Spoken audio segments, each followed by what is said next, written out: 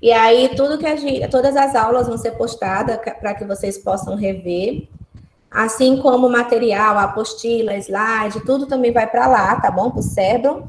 Mas eu também posto no e-mail da turma, porque eu sei que para muitos fica mais simples pegar a apostila, os slides, as atividades através do grupo, tá bom? Não tem esse problema comigo, não. Então, vamos lá.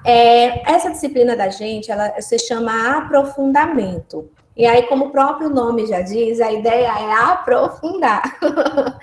Mas aprofundar o quê? Essa disciplina, ela é nova, tá certo? Ela começou a valer, a entrar em vigor a partir de 2016 em lei, na LDB, uma ementa.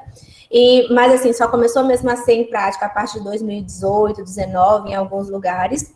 Mas como a Unifique gosta de trazer sempre para vocês a melhor proposta de curso, né, puxando a sardinha da Unifique, não, mas nisso eles são organizados. A grade curricular é muito completa. Então, eles já inseriram essa disciplina, que é uma novidade, né, é uma tendência.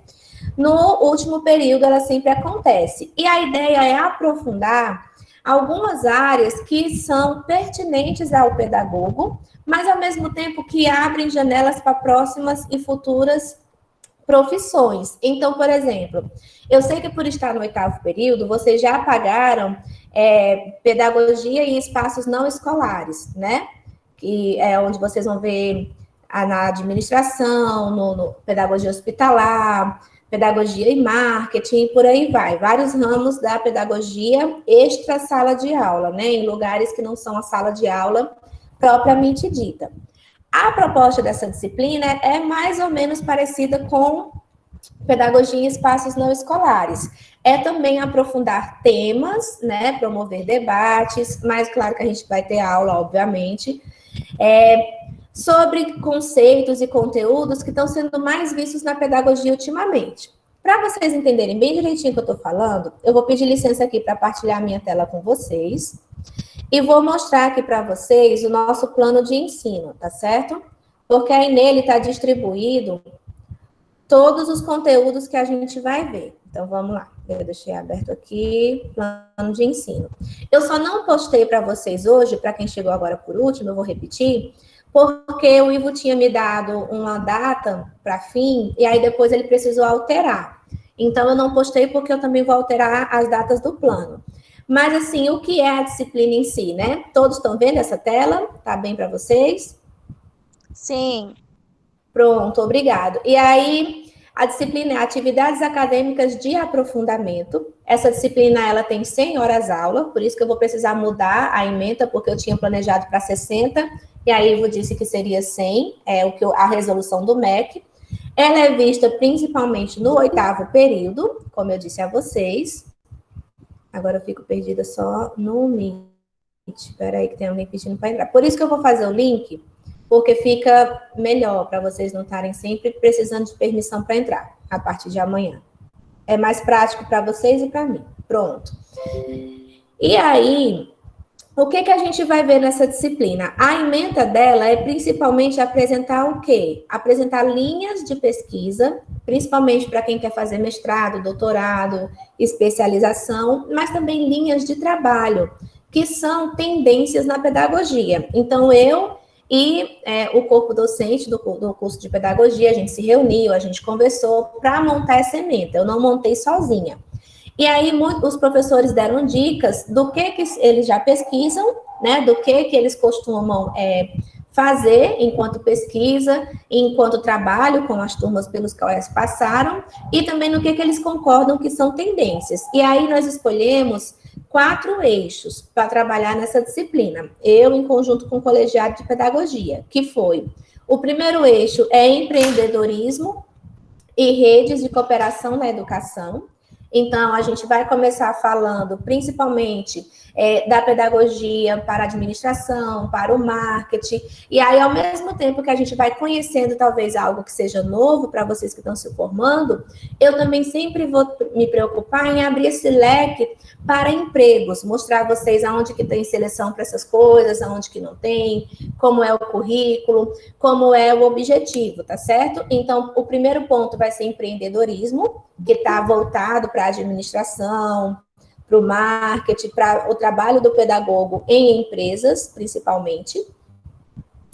Depois, nós vamos para uma linha que se chama Educação e Tecnologias Contemporâneas, a cara de Luziette de Ivo, onde a gente vai aprofundar as TICs, que estão tão faladas, né, as tecnologias de informação na educação, mas principalmente também sempre pensando esse viés profissional. Então, é onde a gente vai ver a produção de jogos, onde a gente vai ver a questão dos comerciais, onde a gente vai ver o uso da tecnologia sempre voltado para os empregos na pedagogia, onde o pedagogo se enquadra nesse uso das TICs, tá certo?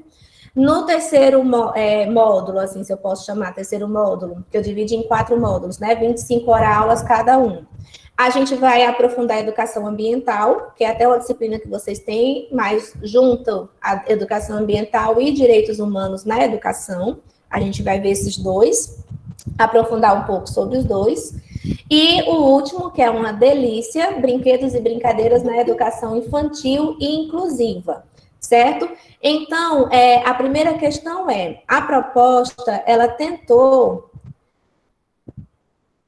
abordar um pouquinho do que está sendo mais utilizado ultimamente no mercado de trabalho para o pedagogo, tá certo? Então, em comum acordo, nós concordamos que empreendedorismo, a questão das empresas, a questão das tecnologias na educação, a questão do meio ambiente, dos direitos humanos e a questão da inclusão na educação infantil, principalmente através da ludicidade, que aí envolve brinquedos, brincadeiras, jogos e demais questões, são pertinentes, tá certo? E aí, como eu disse, 4 módulos, 100 horas-aulas num todo. E aí, a primeira questão que eu quero perguntar a vocês o que vocês acham, se foi legal, se não foi, se vocês tinham uma outra proposta sobre conteúdo que gostariam de ter visto aqui e não viram, o que vocês querem comentar sobre esses eixos que eu apresentei aqui, tá bom, não tá, qual é a ideia de vocês? Gostaria de ouvir vocês agora, até porque como eu fiz o plano e reelaborei, então qualquer coisa, alguma sugestão que der para aproveitar, a gente pode aproveitar ainda. O que vocês acham? São as áreas que interessam vocês? Tem outras áreas que interessam a vocês? Tem outras tendências que vocês gostariam de discutir? Eu gostei dessas áreas aí, é muito produtivo. É muito importante estudar sobre tudo isso que a gente vai ver, né, agora, porque até então a gente não tinha visto, né? Muito bom, obrigada, Wanderleia. A Ana Lúcia quer falar, fica à vontade, Ana Lúcia. Boa noite. Desculpa, professora, cheguei atrasada. Não sei o que estava acontecendo.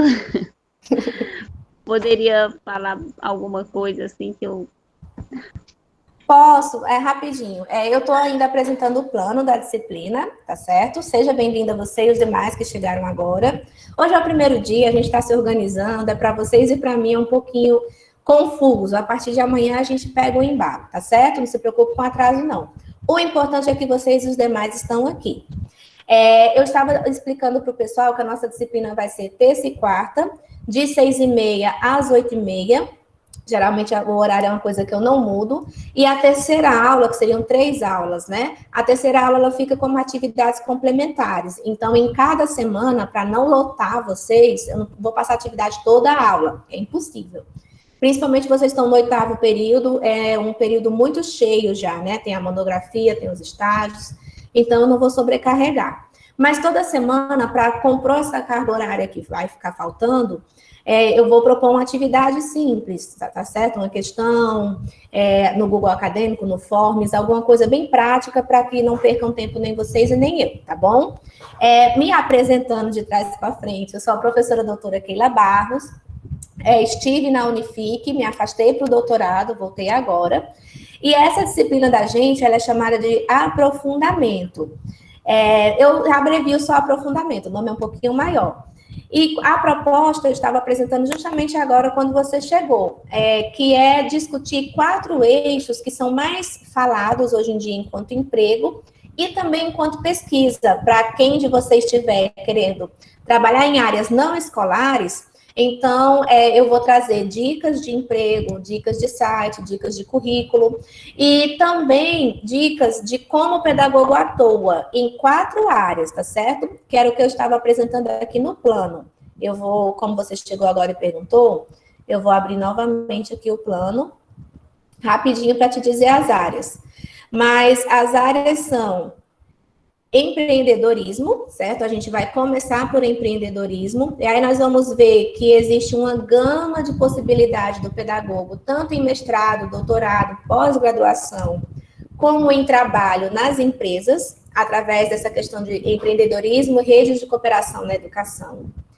O segundo ponto que a gente vai discutir é educação e tecnologias contemporâneas, né, que vai muito pelas TICs, as tecnologias na educação, e também o trabalho do pedagogo nessa área, nessa abordagem. Sempre a gente vai focar trabalho. 8º período, quem não está trabalhando quer trabalhar, provavelmente, né? Quem não está na área quer vir para a área, provavelmente. Então, a proposta dessa disciplina é abordar esses assuntos e preparar para o mercado de trabalho.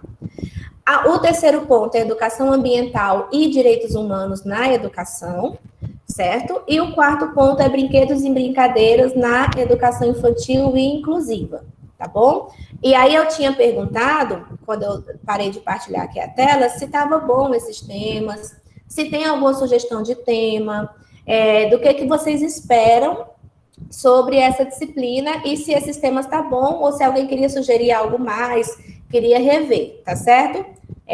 Alguém quer falar ainda sobre isso? Sobre Eu sugestão? acho que as escolhas dos temas estão ótimas. E eu acredito que no decorrer das aulas, se a gente achar que deve falar algum tema, a gente fala, né? Pode ser Pronto. assim também? Pode ser sim, Vitória. Obrigada pela participação. Pode sim e deve. Conforme a gente for apresentando, se vocês verem que querem aprofundar algo mais, ou ver algum, professor, eu li um artigo, eu li num blog, eu vi no Instagram, tal assunto, tal tema, a gente pode falar um pouco dele na hora, tá certo? Sem problema nenhum.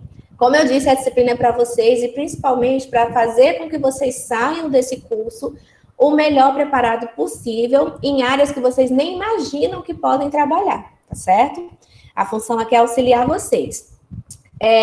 A nossa avaliação, ela vai ser 2, tá certo? Vai ser uma pelo Cérebro, prova escrita.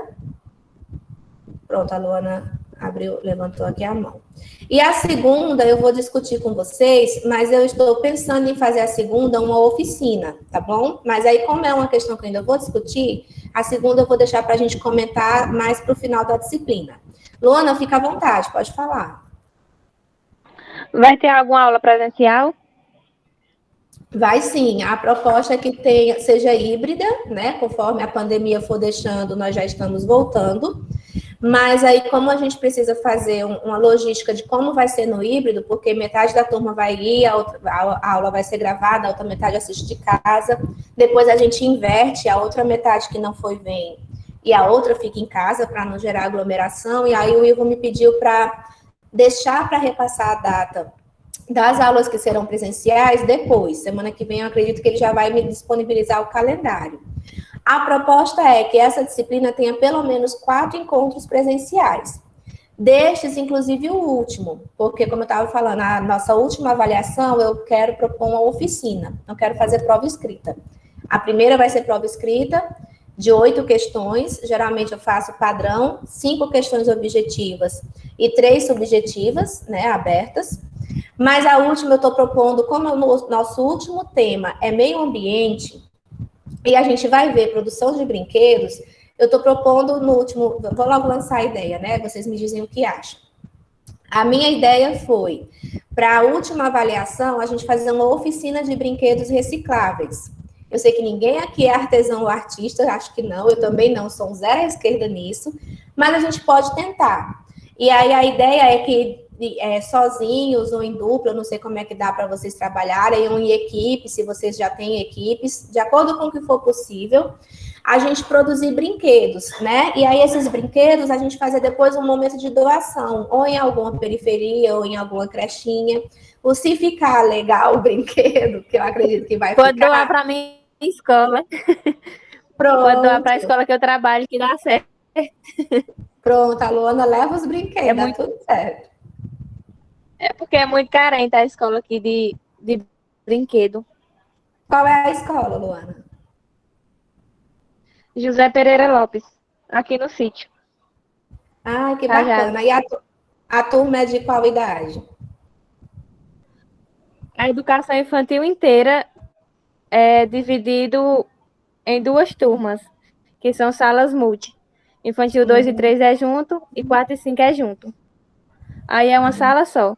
De manhã funciona uma turma e à tarde funciona outra. Nossa, que bacana. Pois é, aí a gente pode pensar juntos, tá certo? Eu sou bem maleável nisso, de já trazer o brinquedo confeccionado e apresentar, vai ter uma ficha, né? Só fazer o brinquedo em si, né? Vai ter uma ficha que eu vou disponibilizar para vocês, onde eu vou pedir quais foram os objetos que vocês usaram, óbvio, né? Vocês vão ter que explicar isso. Mas qual é a intenção pedagógica desse brinquedo? Além de brincar, que quando a gente entrar em brinquedo e brincadeira, a gente vai ver que o brinquedo, ele é além de um objeto, né? Ele tem um recurso pedagógico bem mais amplo. Um carrinho não é um simples carrinho na pedagogia, né? E aí vocês vão explicar essa proposta pedagógica desse brinquedo que foi criado, e aí a gente leva para doação, ou, dependendo de como for possível, a gente talvez possa fazer esse momento aí na escola, Luana, aí no sítio, um evento, enfim. Como a nossa última avaliação, que é essa da oficina, eu estou olhando aqui o calendário, fica em cima de mim, vai acontecer só dia 22 de setembro, né? Então, a gente tem um prazo para pensar, eu preciso combinar com o Ivo também. Mas a proposta é essa, a gente vai fazer uma oficina, se Deus quiser, e vai doar esses brinquedos da oficina. Claro que quem tiver condição, que quiser comprar um brinquedinho baratinho para ajudar aí na doação, a gente dá um jeito, para não ser só os que a gente criar. Mas a proposta, principalmente, é a gente criar, tá bom? Mas aí, quando chegar mais para o final, a gente conversa sobre isso. Deixa eu voltar aqui para a tela normal. Pronto. E aí, gente, as aulas, elas estavam divididas aqui, né? Só no mês de agosto. Mas aí, como eu disse a vocês, como o Ivo falou que vai até setembro, são 100 horas, então eu vou organizar aqui melhor esse plano. E aí, coloco para vocês amanhã no grupo, tudo bonitinho, tá bom? Mas para quem chegou por último, são atividades acadêmicas de aprofundamento. Aí eu chamo aprofundamento, que é mais fácil. Vamos lá. Depois de apresentar o plano, o tema que a gente vai conversar hoje versa sobre empreendedorismo, tá certo? E aí, a primeira questão, eu vou fazer aqui uma nota de aula no Word.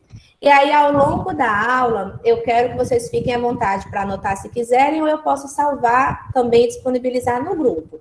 Mas a primeira questão que eu quero saber de vocês é o que vocês entendem por empreendedor ou empreendedorismo.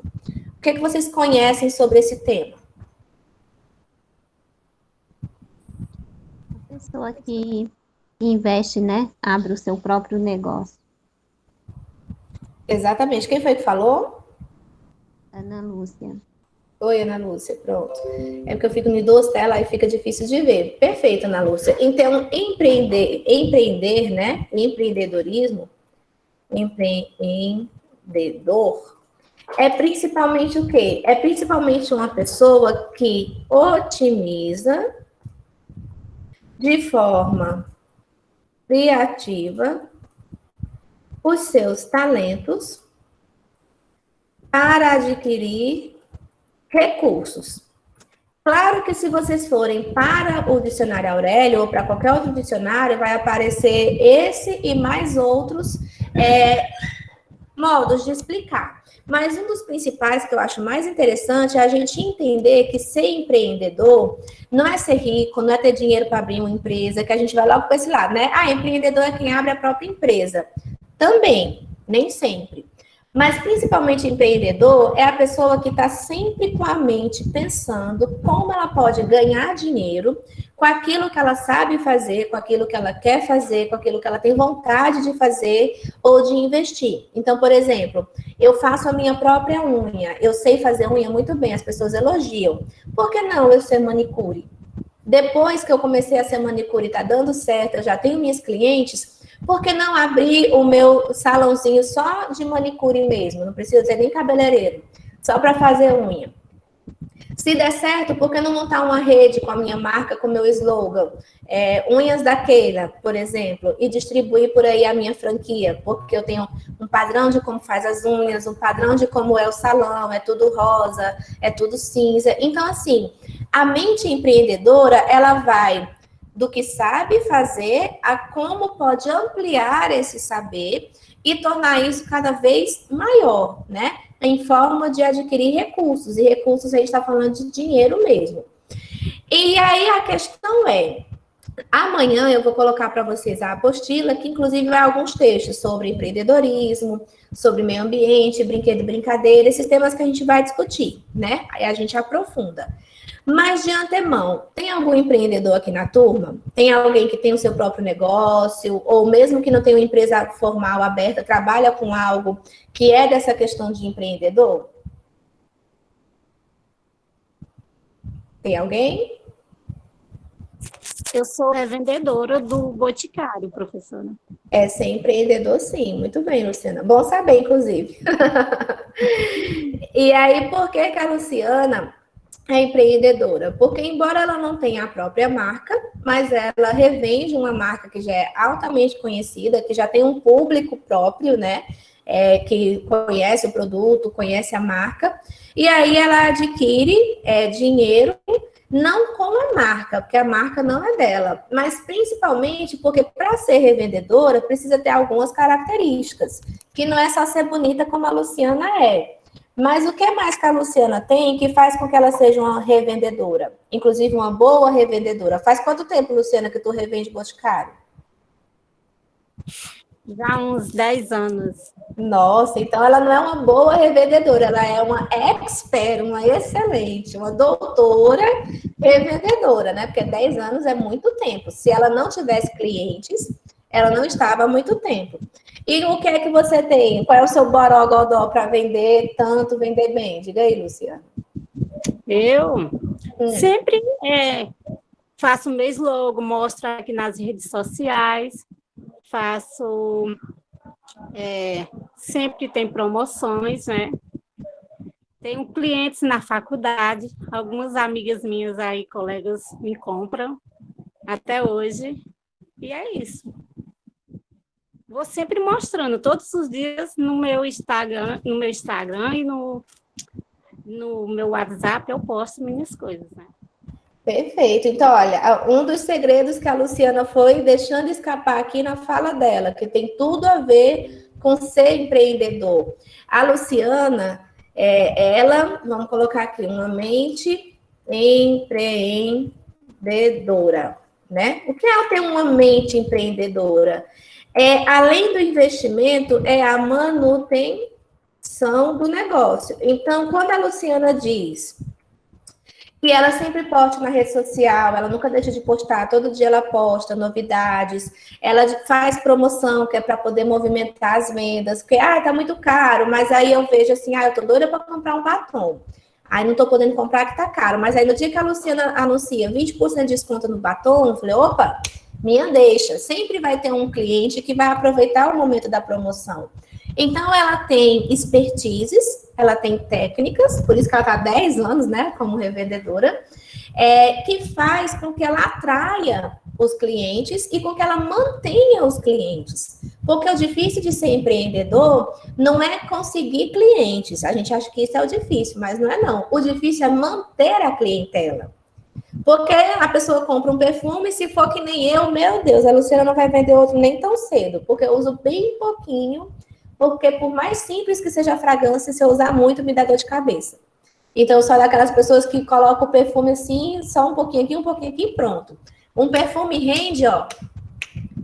Então, a Luciana, ela tem que conquistar esse cliente como eu, que não passe 6 meses para comprar um outro perfume. Ela tem que conquistar para comprar um creme, para comprar um batom, para comprar uma maquiagem, um shampoo, outras coisas. Porque se ela for depender só do perfume, ela vai demorar para ter lucros.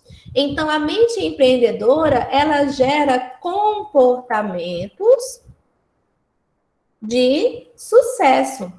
Que é justamente isso que eu estou dizendo aqui, comportamentos de sucesso, que são ações de criatividade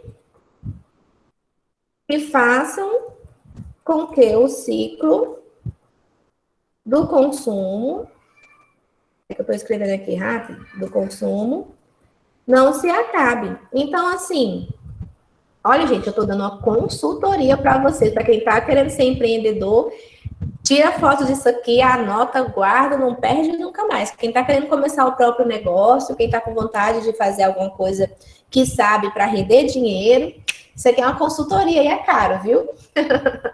Então, esse comportamento de manter o negócio sempre nas redes sociais, sempre postar novidades, sempre que o cliente abre, ele vê alguma questão, está na manutenção, mas, ao mesmo tempo, a questão de apresentar outros produtos, criar novas demandas de consumo, está muito para a questão do comportamento. E é o que vai fazer com que o comportamento da empresa dela tenha sucesso ou não, do ato empreendedor tenha sucesso ou não.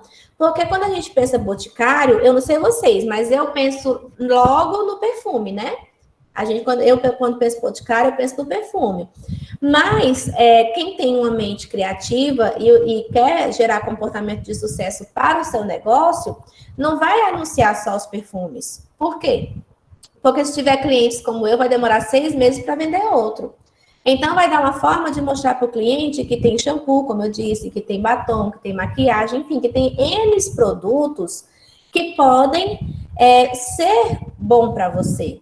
E, inclusive, a gente gera isso passando do quê? Vamos lá. O empreendedor, que primeiro a gente vai fazer uma abordagem sobre empreendedor para poder entrar na educação, tá certo? O empreendedor sempre faz a ponte entre o individual e o coletivo. Gera necessidade. Não espera por ela. Certo? Então, um outro ponto que eu quero mostrar a vocês, deixa eu só subir um pouquinho aqui, é justamente esse, que o empreendedor, ele está sempre pensando numa forma de fazer com que eu, o cliente, use, mas também com que eu gere expectativa para outros usarem também. E, principalmente, o empreendedor, independente do negócio que ele tenha, ele não vai esperar que o cliente tenha a necessidade. Imagina a Luciana me vendendo perfume hoje, em agosto, sabe que eu demoro a usar e só me perguntar se eu vou querer comprar perfume de novo em dezembro. Ela está perdendo. Se ela for esperar a minha necessidade, ela vai perder. Então, o que ela faz? Ela vai gerar necessidades. Como é que a gente gera necessidade? Viu uma foto minha lá no Instagram, encontrou comigo e disse, nossa, Keila, teu cabelo tá bonito, mas tá com as pontas tão ressecadas, mulher. Olha, tem um produto ótimo para hidratar pontas. Tu conhece? É um produto tal e tal, tá tão baratinho. Inclusive, vai ter promoção dele não sei quando. O que ela tá fazendo? Ela tá gerando necessidade. Vai ver que eu nem percebi que meu cabelo tava com ponta dupla. Olha lá que nem esteja. Mas ela, enquanto empreendedora de cosméticos, vai sempre que encontrar comigo, além de conversar comigo, claro, elogiar, tentar me fazer entender que eu estou precisando de alguma coisa. Ou comigo, ou na rede social. Diga lá. A divulgação também é muito importante. Exatamente, divulgar é a alma do negócio, Luana. Então, quanto mais divulga, e aí divulga, que é uma expertise que a gente está vendo hoje em dia, divulga na necessidade. Quem gosta de seguir Instagrams, eu digo isso porque eu tenho um canal no Instagram, depois eu coloco aí para vocês, vou vender meu peixe. Mas o Instagram sempre está fazendo muito sucesso, não sei se vocês já viram. Aqueles tipos de Instagram de pessoas que postam produtos que eu comprei que deu certo, produtos que eu comprei que eu indico, produtos que eu comprei que eu gostei. E aí, assim, para ponta dupla, para clarear a pele, para unha, enfim, tipos de propagandas que eu vejo. E aquilo ali vai fazendo você imaginar, meu cabelo realmente está precisando de hidratação. Minha unha realmente está precisando crescer. Você vai achando que precisa de coisas que às vezes nem precisa, Ou às vezes você está precisando e não sabe como procurar, não tem paciência de procurar, e alguém traz ali para você de mão beijada. Então, gente, primeiro, ser empreendedor é ter essa alma criativa, tá sempre com a mente funcionando para otimizar o que você tem. E não é assim, eu só vou ser empreendedora quando eu puder fazer minha própria marca. Não, não é isso não. Ser empreendedor é assim, eu só sei fazer din-din. Nossa, eu faço um din-din tão gostoso. Vou fazer minha din-dinharia, por que não? É você não ter vergonha de começar do óbvio, do básico, do comum. Se você quer, toca e vai para frente. Se você sabe fazer e fizer direitinho, olha que você vai ganhar dinheiro com isso, tá certo? E aí eu tô dando esse exemplo de din-dinharia porque eu achei lindo uma vez que eu tava no pré-carnaval em Fortaleza e tinha um casal muito bonito, inclusive, muito bem arrumado, com um carrinho empurrando, era um carrinho todo enfeitado. E a placa era justamente esse, din-dinharia. E eles vendiam din-din gourmet. Era caro o din-din, na época era R$5 um, mas era um din-din todo cheio de coisa, sabe? De Nutella com não sei o quê. Era grande e realmente muito saboroso. E eu achei aquilo ali muito interessante. Olha, tem gente às vezes que tem vergonha de fazer um din-din para vender em casa, de colocar uma plaquinha no muro. Esse casal lindo, jovem, saiu com um carro cheio de din-din para vender na rua num pré-carnaval. E estavam faturando, ó. Então, se você tem um talento e você quer ganhar com esse talento, a primeira coisa que a gente tem que colocar no bolso, vergonha. A gente não pode ter vergonha de fazer aquilo que vai ser bom pra gente. E ganhar um extra sempre é bom, né, gente? Quem não quer? E aí, outro exemplo, o rapazinho que ficou famoso vendendo cuscuz com a mãe dele na pandemia. Vocês viram essa reportagem? Passou em vários lugares. Ele incentivou a mãe dele a fazer cuscuz de potinho, né? Tem bolo de pote, cuscuz de pote. E começaram a vender e fez super sucesso, deu muito bem. Alguém tem outros exemplos aqui que gostaria de citar sobre empreendedorismo, que viu reportagem, alguma coisa, que queira participar?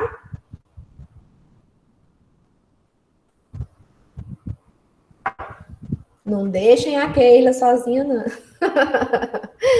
Tá bom. Gente, até aqui, dúvidas sobre o que é ser empreendedor? Todo mundo entendeu direitinho essa questão do empreendedorismo? Tá ok? Coloquem pelo menos um ok aí pra Titi. Pronto, maravilhoso aqui a Luana. Ótimo. Ok. Obrigado, Vitória. Opa, apareceu uma pessoa aqui. Muito bem. Então, gente, já que tá ok, tá anotando tudo. Muito bem, Luana. Otimiza aí a empresa. Então, uma vez que a gente já tá ok com o empreendedorismo, agora sim vamos entrar na questão da educação, né? Quando a gente pensa em ser empreendedor na educação, geralmente o que vem na nossa mente é o quê? É ter uma escola, né? É ser dono de um reforço. A gente pensa em ter uma empresa, né? E gere educação. Empreendedorismo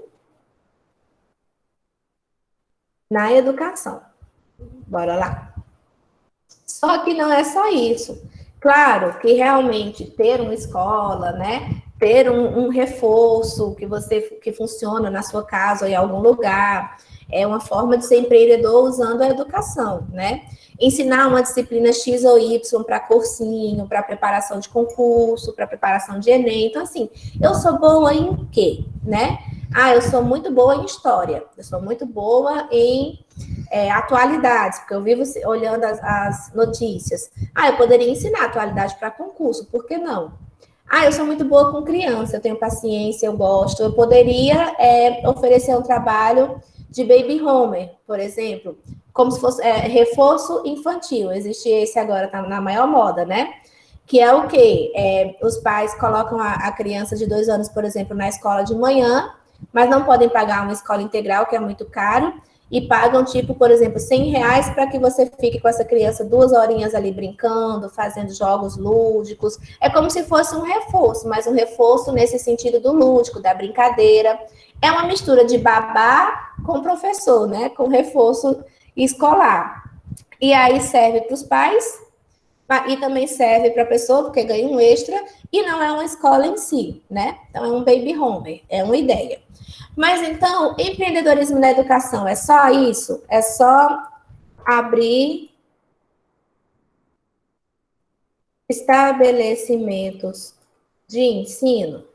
Será que é a única coisa que a gente pode fazer? De exemplo, escolas, reforços, creches, porque tudo isso aqui demanda muito dinheiro, né? Você abrir uma escola, você tem que ter um capital de giro para começar enorme, né? Ou então, ser empreendedor na educação é apenas vender o ensino, por exemplo, como cursinhos, aulas particulares, né? Então, será que é só essa questão de ensinar o que eu sei, de vender o que eu sei, vender o ensino é ensinar aquilo que eu sei melhor para ganhar dinheiro. Tá errado alguma dessas coisas? De jeito nenhum. Mas são só esses os métodos que eu tenho de ser empreendedor na educação? Jamais, tá certo? O que mais que a gente pode ver que faz parte da educação, que está na educação, e que eu posso ter essa alma empreendedora que eu posso utilizar? Vocês têm ideias aí? Conhecem alguns tipos de serviços que estão para a educação e que eu não citei? Bora lá participar. Não precisa todo mundo levantar a mão de uma vez, não, que a gente organiza, dá certo, tá certo? Professora, Oi. no caso da educação, né? Se eu vender livros infantis, é um método de empreendedorismo? Empreendedorismo. É sim, Vitória. Tanto livros que possam ser produzidos por você ou não. Mas, por exemplo, vender, você esquentou o que eu queria justamente. Vender produtos educacionais. Pode dizer. Livros infantis, a questão de jogos também. Exatamente, perfeito.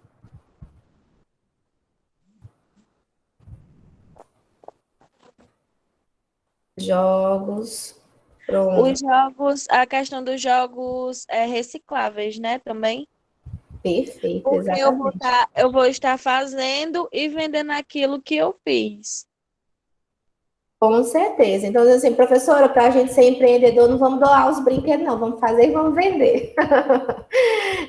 Mas é exatamente por aí um raciocínio. E aí a gente vê assim, mas fazer jogos, a pessoa tem que ser muito habilidoso. Mas fazer um livro, a pessoa tem que ser assim, um letrado. Não, gente, às vezes as coisas são bem mais simples do que a gente imagina que são. Por exemplo, cartilhas. Eu estava olhando na internet, e tem até um blog legal que eu vou colocar para vocês, procurando atividades prontas para o meu filho, para mim fazer com ele em casa, né? Porque ele passou muito tempo fora da escola por conta da pandemia, eu não tinha coragem de levar, eu tranquei a matrícula dele. Eu tenho um filho de 3 anos e meio, e ele começou com 2, o bichinho não estudou um mês, começou a pandemia, eu tirei da escola, né? E aí eu estava procurando justamente atividades prontas. E tanto tem muita coisa de graça, mas o que é de qualidade, às vezes é vendido. E aí eu encontrei cartilhas maravilhosas, que tem coordenação motora, que tem pintura, que tem várias propostas de atividade que eram montadas em bloco de 10 atividades, de 15 atividades, e vendidas a um custo-benefício bem bacana. Por que não? Professora, Pode falar. a questão também quando eu vou ler algum livro infantil para os meus alunos, tem a questão de ilustrações e texto, ou seja, são 2 pessoas. Então, geralmente, uma pessoa faz o texto em si e a outra pessoa faz as ilustrações. Então, eu acho que, assim, é uma dupla que está fazendo algo e que está trabalhando juntos. Exatamente. E aí, às vezes, você conhece alguém que tem habilidade para desenho, ou alguém que tem habilidade gráfica, e você é bom em contar história, em criar histórias, tem muita imagem que não tem direitos autorais na internet, que é livre, de acesso livre. Você pode fazer uma seleção de imagens que dá para você utilizar na sua história, no seu livro, certo? Então, gente, tem muito espaço para a gente explorar, né? E que vai muito além do que a gente imagina. Um dos temas que eu ia pedir para a senhora fazer, já que a senhora deixou um espaço para a gente, né? Caso os meus colegas queiram também, uma aula para a gente criar uma história. É interessante, uma oficina de história, né? Isso. Aí as pessoas que têm mais facilidade para criar história, fica com a história, e as pessoas que têm mais habilidade com desenho, faz as ilustrações. Pode ser. Bacana. O que vocês acharam, pessoal? Tem muitos contadores de história aqui, escritores de história. Se manifestem, que nem diz aquela série. Ou no chat, legal, ou pessoalmente. Boa proposta, né? E o bom, gente, é que hoje os desenhos, eles não precisam mais ser aqueles desenhos lindos, maravilhosos. Não, tem tanta coisa legal que faz sucesso de palitinho, né? Eu comprei um livro para o meu filho, que foi, né, um preço até alto, R$43, que era todo desenhado de palitinho. Não tem aquela pessoa que gente como eu que não sabe desenhar faz, que a cabecinha é um círculo, o corpo é um pauzinho, as perninhas pauzinho e o bracinho pauzinho. E por que não? Dependendo da história, cabe muito bem. Então, ser empreendedor vai além e, às vezes, está no simples, está no óbvio. Por que não você não pode montar uma carreira? Ah, eu tenho habilidade mesmo para atividades, eu tenho muita ideia legal de atividade de escolar. Por que eu não posso montar uma cartilha e levar numa gráfica, fazer baratinho ali uma impressão, não precisa ser nem tudo colorido, só a capa em folha colorida e o resto preto e branco. E nas escolas oferecer como suporte, pedir licença na escola, ou mostrar para a escola, perguntar se pode oferecer como um brinde, como um extra, e a escola permitindo, mostra para os pais. Ou até para os pais que você conhece, ou nas redes sociais, enfim, maneiras são infinitas. Eu estava numa banca de monografia esse final de semana, sábado, onde uma pessoa estava apresentando e ela disse assim, ela estava fazendo uma pesquisa sobre a inclusão de crianças com deficiência, portadoras de deficiência, na educação básica. E aí ela dizia, eu achei muito interessante, porque na escola que eu pesquisei tinha um autista, um espectro autista, e a professora, ele tinha muita dificuldade de escrever. E aí a professora criou um apoio para ele segurar o lápis. Ela mesma fez esse apoio, que fazia como se fosse assim, um elásticozinho que prendia na mão dele e não ficava caindo toda hora. Ele tinha uma certa dificuldade de mobilidade. E aí ele começou a ficar com o lápis sempre na mão, porque quando ele derrubava, ele se irritava. Então o lápis não caía mais, né, porque estava anexado à mão dele. E aí ele rapidamente começou a conseguir acompanhar os traçados, os pontilhados, as primeiras letras. E aí, olha que interessante, é um produto educacional, que, claro, tem que ser melhorado, um pouquinho aprimorado, mas por que não? É uma ideia. Me diga se tem bicho mais criativo do que professor. A gente vive inventando formas e mais formas de melhorar a educação dos nossos alunos, não é verdade?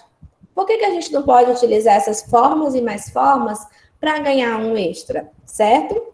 Por exemplo, existem muito essa questão dos jogos, de recicláveis talvez ou não, mas também de adaptadores. Esse adaptador para segurar um lápis, uma adaptação para fazer um tipo de atividade A ou B, para aprender matemática, para aprender português. Existe um universo.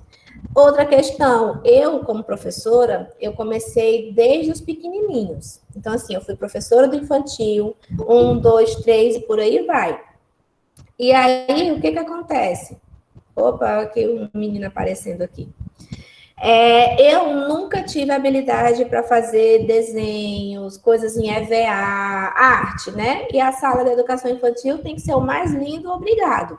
E eu sou péssima disso. Bem-vindo, Cleiton. E aí, o que acontecia? Eu comprava. Ou eu dava o EVA para minhas colegas que sabiam fazer, que na época 15 anos atrás, EVA era o auge do sucesso, ou eu pagava mesmo, assim, olha, faz uns bichinhos para mim, boa noite, Cleiton, faz algumas coisas assim para mim que eu quero, porque eu não sei fazer. A vez que eu inventei de fazer um alfabeto todo em EVA para colar ao redor da lousa, quando eu estava colando a letra I, o diretor chegou na sala e disse assim, Keila, tira, pelo amor de Deus, tira que eu vou fazer isso, menina, para você colocar na parede. Para vocês terem noção de como essas letras estavam lindas. Eu não estou inventando, eu sou péssima, péssima. Mas tem gente que é ótima.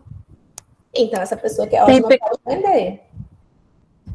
Tem pessoas que cobram para fazer trabalhos acadêmicos também, né? Tipo Exatamente. TCC, monografia. É aí onde E ganha entra a dinheiro, viu? gente. Ora, se não ganha. Eu já fiz monografia, eu já fiz dissertação de mestrado no tempo das vacas magras na minha vida. Cobrei absurdo. Assim, absurdo não, cobrei pelo trabalho. E a pessoa podia, tinha dinheiro, pano para manga, pagou sem problema nenhum. Porque não são trabalhos fáceis, né? De serem feitos. Mas então, gente, passando Tem dessa até questão... site.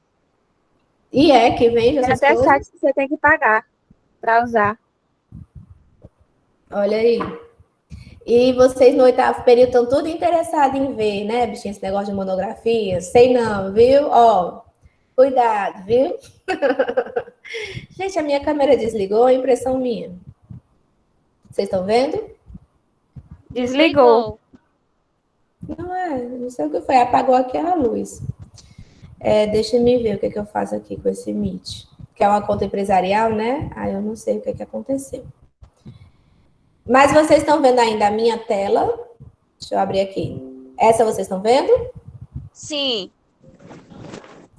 Deve ter sido algum problema, então, pontual. Bom, gente, então, já até aqui, dúvidas enquanto empreendedorismo, empreendedorismo na educação, deu para entender? Vocês querem fazer algum comentário a mais ou tá tudo ok para vocês? Do que a gente falou até agora? Para mim, tá tudo ok. Perfeito. Então, como eu disse, amanhã a gente tem a apostila e aprofunda o conteúdo. Então, para a gente organizar ainda mais o que a gente está vendo, eu preparei aqui para vocês uma seleção de imagens que vão trazer muito sobre essa questão. Agora a gente vai sair um pouco da mente que cria o trabalho para pensar nas pessoas que executam o trabalho, tá certo? E aí eu vou trazer algumas imagens para a gente poder debater. Pensando nessa ideia de empreendedor, até eu enrolo a língua. O que essa imagem diz para vocês? O que é essa imagem?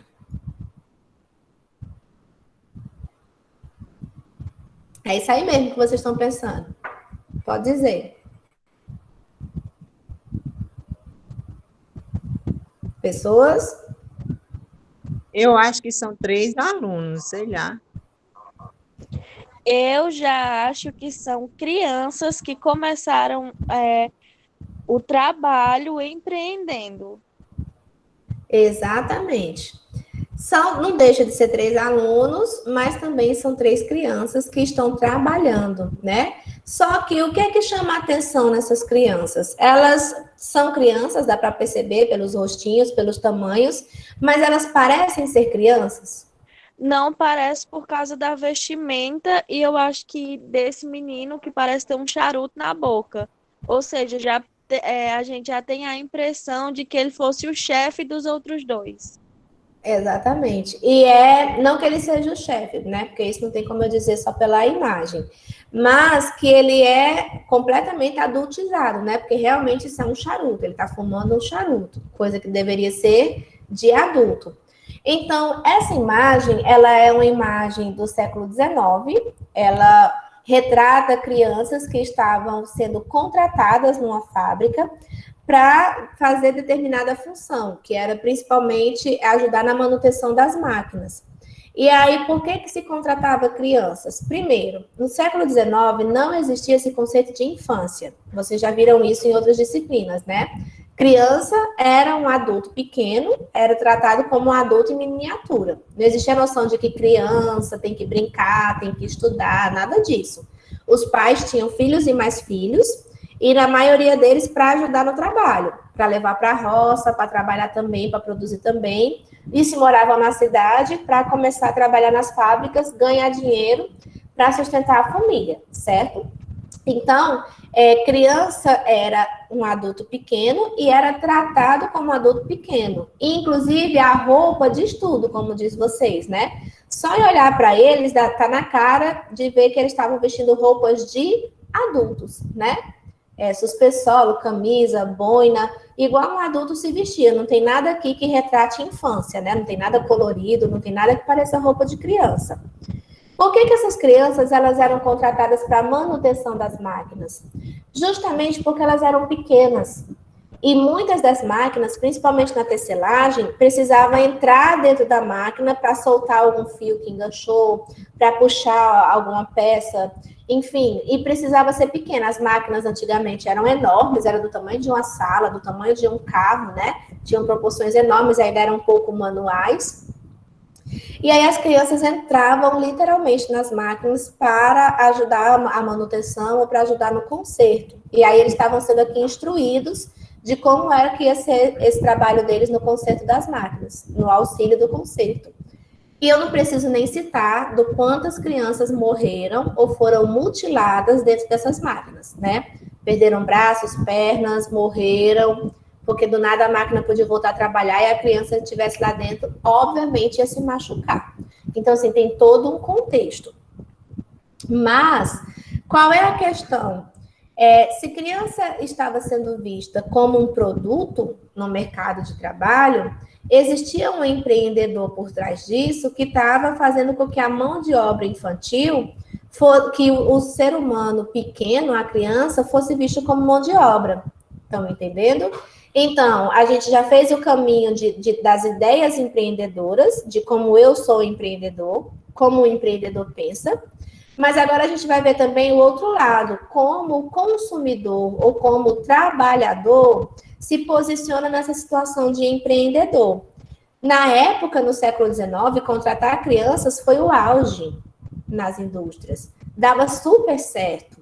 Porque a propaganda era, ao invés de pagar um salário para um adulto, você paga o mesmo salário para 2 crianças, porque criança é um adulto pequeno, então recebe só a metade. Primeiramente, empreendedora dessa época. Segundo, elas cabem nas máquinas, né? São pequenas o suficiente para caber nas máquinas. Terceiro, elas, por ganhar metade, se submetem a passar mais tempo nas fábricas, porque querem ganhar cada vez mais. Se ganham por produção, então ela vai passar 12, 14, 15 horas lá dentro para ganhar mais dinheiro. E se a gente for listar os motivos, são muitos. Aqui nós já temos outra imagem, que também retrata crianças, e eu quero justamente treinar o olhar de vocês para essa visão do empreendedorismo. O que é que essa imagem traz para a gente? O que é que significa aqui essa imagem? O que é que vocês estão vendo, primeiramente, nessa imagem? Pessoas? Tem criança aqui nessa imagem? Tem sim.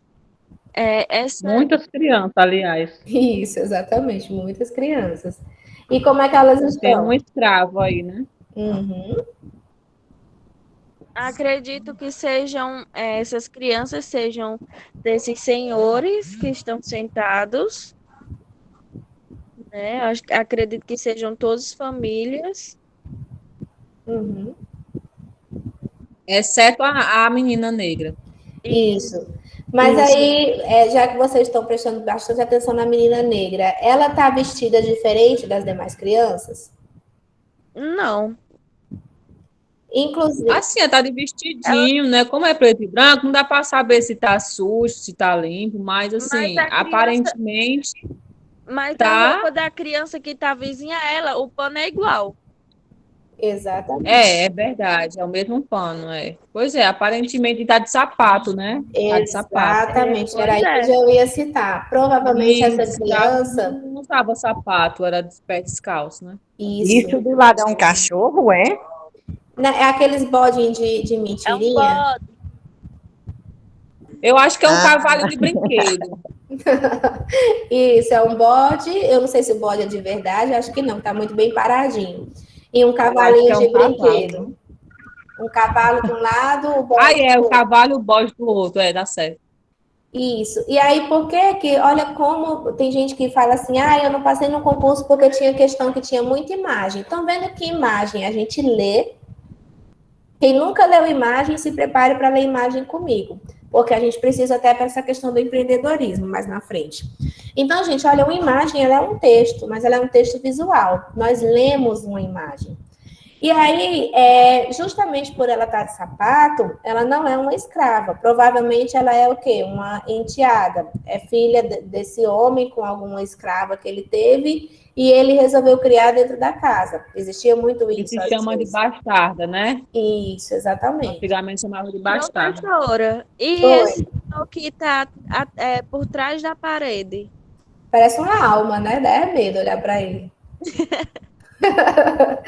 Devia ser um criado da casa que não resistiu a querer aparecer na foto, nem que fosse só um pedacinho, só um pouquinho. Porque criado não tirava foto, né? É verdade, aquela coisa, o curioso, né? Exatamente. E aí, gente, as crianças, elas estão todas vestidas como crianças ou como adultos? Adultos. Isso. Então, nós ainda estamos num tempo onde não existia infância, embora tenha esse cavalinho de brinquedo, esse cabrito aqui, que é o cabrito, bode, sei lá, não sei E se a pose deles também é muito adulta, né?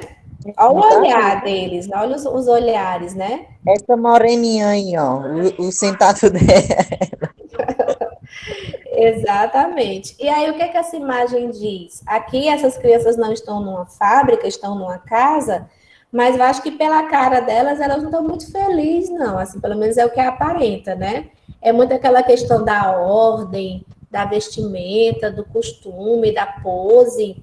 As crianças de famílias mais nobres, elas eram altamente cobradas. As meninas a aprenderem a serem excelentes donas de casa, então tinha que saber bordar, costurar, cozinhar, e passava a infância inteira aprendendo essas coisas, porque casavam assim que menstruavam, então não existia infância.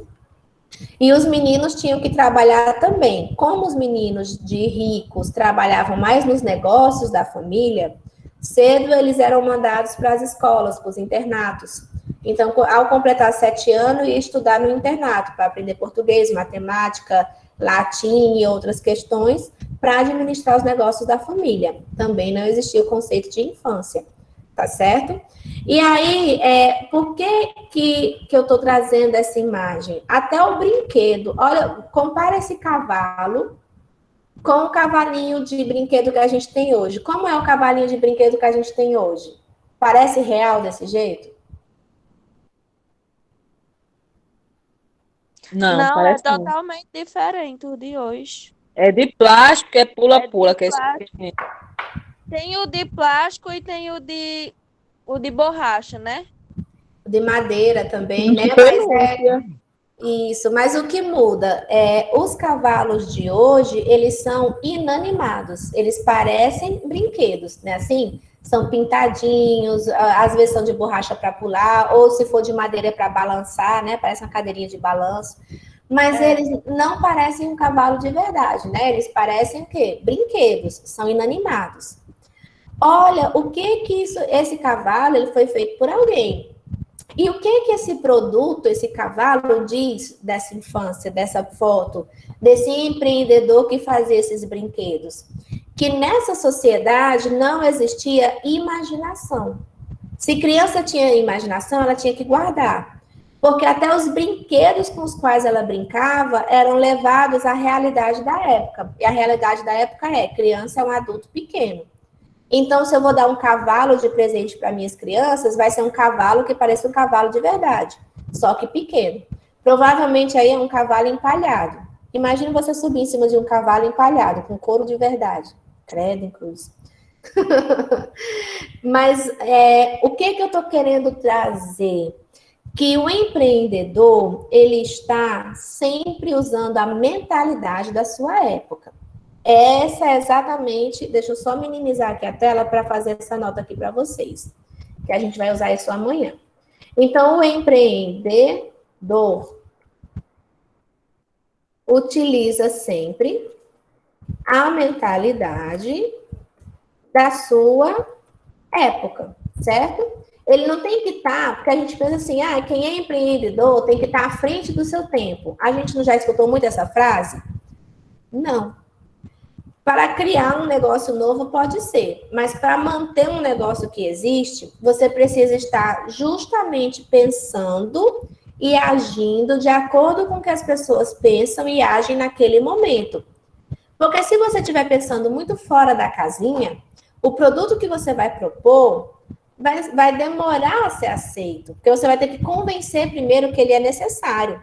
Se você quer curto prazo, se você quer lucro rápido, você vai fazer o quê? Você vai pensar justamente igual ao que você está pensando agora, trazer o que você está necessitando agora. A palavra do empreendedor é agora. A palavra do empreendedor, eu vou escrever errado, empreendedor,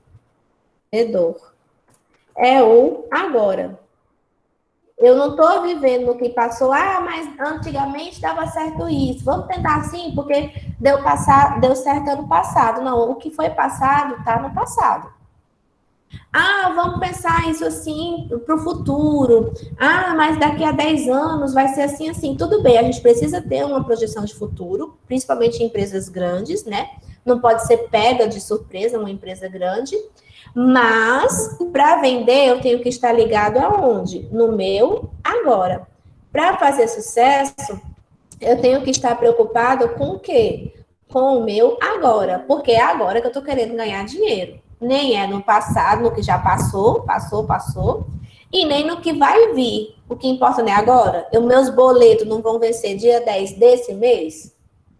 Então, eu preciso sempre estar nessa expectativa do que é que eu posso fazer para ampliar o meu poder de aquisição, as minhas vendas, o meu negócio agora. E usando o quê? A mentalidade da época, do momento. Mesmo que eu não concorde, uma coisa que é muito certa. Empreendedor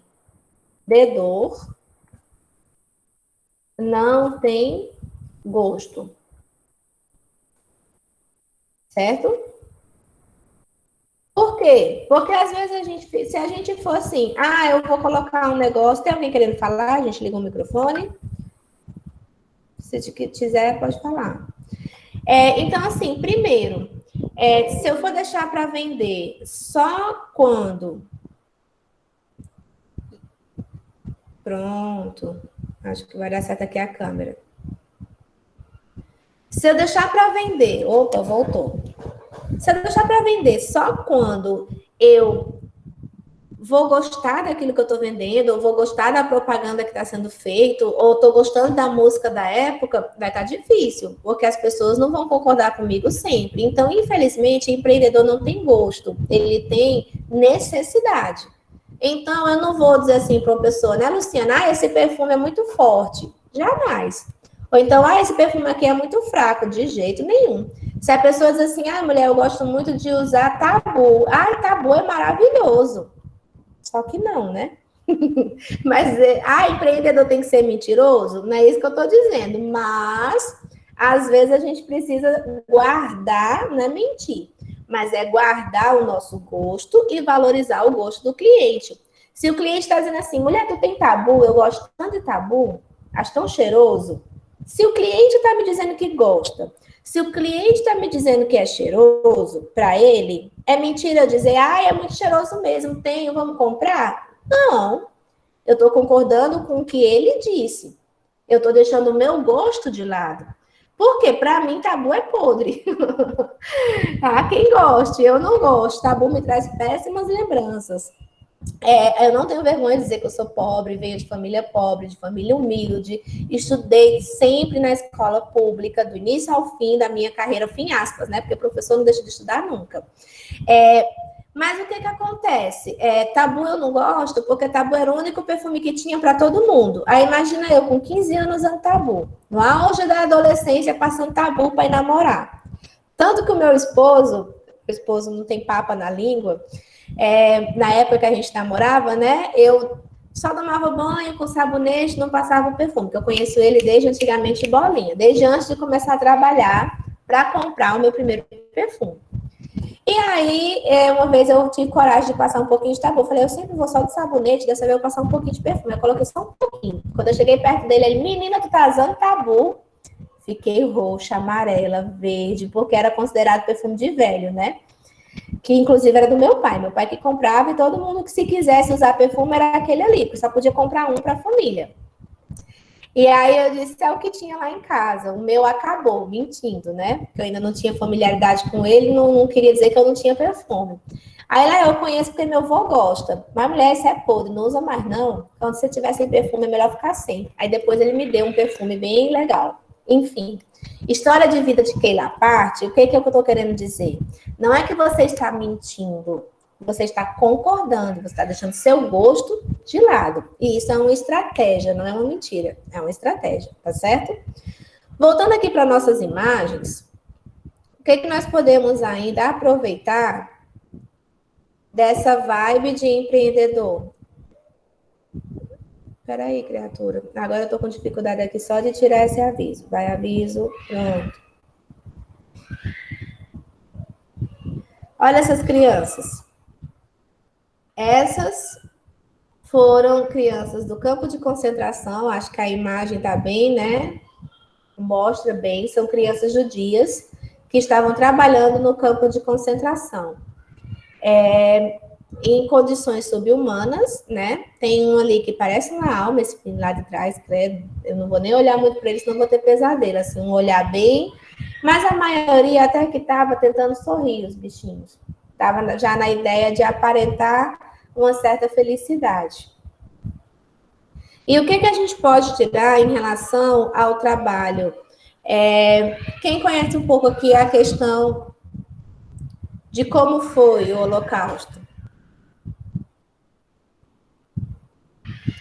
Alguém quer falar? Quem não fugiu das aulas de história? As crianças eram muito ou pouco usadas no trabalho, nos centros de concentração, nos campos de concentração. O que vocês acham? Era pesado. Exatamente. A ideia era assim, os adultos trabalhavam até onde conseguiam, porque não eram alimentados como deviam, não eram banhados, não eram tratados. Tanto que quando a gente vê foto de adulto, é aquela caveira, né? Porque eles literalmente passavam fome. E aí, os adultos, eles eram pouco utilizados para o trabalho, porque eles morriam logo. Alguns já tinham doenças, outros não, a fome batia, morria mais rápido. As crianças tinham mais durabilidade. Então, as crianças eram muito mais utilizadas para os trabalhos do que os adultos. Tanto que, deixa eu só minimizar aqui, que eu acho que tem alguém querendo falar. Tanto que os adultos, eles eram assassinados e utilizavam os cabelos para colocar dentro dos travesseiros e dos colchões, os ossos, a gordura para fazer sabão. Então, os seres humanos, os adultos, eles eram usados mesmo como ferramenta. Diga lá. Pode falar, Ricardo. Não, é porque ao ver essa imagem eu recordei de um filme que eu assisti, é O Menino do Pijama Listrado, que justamente trata disso, do tempo que as crianças trabalhavam assim, no tempo de Hitler. Fala tudo. Exatamente. Aí fica uma indicação de filme, não sei se todo mundo já assistiu, eu vou colocar aqui no chat para quem tiver interesse que ainda não viu. A Criança do Pijama Listrado. É um filme lindo, bem impactante e que remonta muito a esse momento. Então, para quem gosta de aprender sobre a partir de filmes, fica à vontade. A Vitória também queria participar. Fica à vontade, Vitória. Antigamente, como a senhora falou, né? Os pais, eles deixavam esses legados para as crianças. Então, as crianças, elas tinham que trabalhar para quando chegasse o momento dos pais partirem para outra vida, as crianças não ficarem ao léu, né? Entre aspas. Então, as crianças, elas já iam saber fazer alguma coisa para sobreviver. Exatamente, Vitória, desse jeitinho mesmo. As crianças, elas eram tratadas como adultos, mas aí a gente coloca assim, como os pais eram ruins. Nem tanto. Talvez não era a ruindade, né, que fazia um pai colocar o seu filho para trabalhar. É o menino do pijama listrado. Pronto, eu agradeço, Sâmia, a correção lá do nome. A criança do pijama listrado é ótimo. Olhem lá a correção que a Sâmia colocou, para quem for procurar o filme. Então, o que acontece? Era a época, né? A gente não pode colocar tudo na conta da maldade. Naquela época, as crianças precisavam mesmo aprender.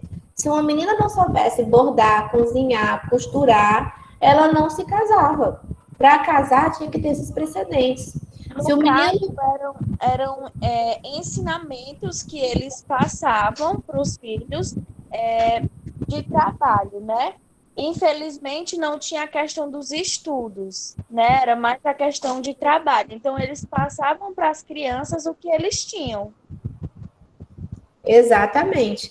E aí, nessa retrospectiva que a gente está fazendo hoje, nessa introdução sobre o que é empreendedorismo, o que é educação, e como o empreendedorismo foi usado na infância, né? Como o trabalho se relacionou com a infância, que é para poder a gente alçar voo em relação a empreendedorismo e educação, principalmente focando no infantil, a gente vai começando a despertar para questões que são mais do que só a obviedade, né? A gente vai começando a perceber fundos e cenários de vida que vão muito além do que a gente acha assim tão simples, né? Então, por que tinha muita criança nos campos de concentração? Porque, como eu disse, criança vivia mais, criança ainda ia crescer, né? Ainda ia se tornar um adulto. Então, entre alimentar os adultos e as crianças, priorizava alimentar as crianças, porque elas teriam mais resistência de trabalho do que os adultos. Olha como era perversa a mentalidade da época, mas era justamente assim que funcionava. Tem alguém querendo falar? Se tiver, pode falar, que eu estou com a tela aberta e não estou vendo. Estou vendo que tem o microfone ligado. Não? Pronto. E já aqui eu estou querendo chamar a atenção já para a produção de brinquedos, né? Para uma época de infância que, graças a Deus, tem um teor de infância. E essas crianças estão brincando de quê? Quem reconhece aqui esse brinquedo? Quem sabe?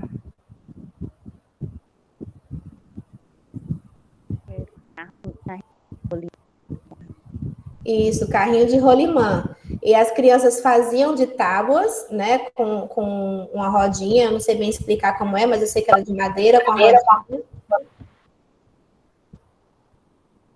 E tinha um controle, assim, na frente que a pessoa fazia. Eu sei que é todo manual. O carrinho de rolimã, ele era todo manual. Você não comprava na loja um carrinho de rolimã. Tinha que ser confeccionado ou pagar alguém que sabia fazer para fazer. Não era uma coisa, assim, um produto industrializado. E como nessa época, a gente está falando aqui de anos 90, né? A década de 20 ainda, as crianças tinham livre-arbítrio de brincar na rua com esses carrinhos. Principalmente o foco era as ladeiras, né? Ia lá para o topo da ladeira com o carrinho e descia sentado no carrinho, só tendo ali o controle dos pés, para aproveitar o impulso da ladeira e para ver quem era que ia mais longe. Então, aqui nós estamos focando em duas questões. Na liberdade da infância, né, de poder brincar na rua. Infelizmente, hoje, isso aqui praticamente não é mais possível na maioria dos lugares, né? Eu moro no Iguatu, como a maioria acredito aqui, mas eu moro num bairro que passa muito carro, primeiramente, na rua. Carro, moto. Então, eu não tenho essa liberdade de abrir o portão e deixar o meu filho brincar na rua. A não ser que eu esteja olhando e a não ser que eu escolha o final de semana, um domingo, um horário menos movimentado, porque é praticamente impossível brincar na rua. Além do movimento, hoje tem o perigo, a violência e todos os demais contextos, né? Mas aqui, na década de 90, era muito comum.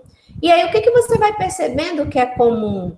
Era muito comum os brinquedos feitos à mão, porque, inclusive, fazer o brinquedo era parte da brincadeira.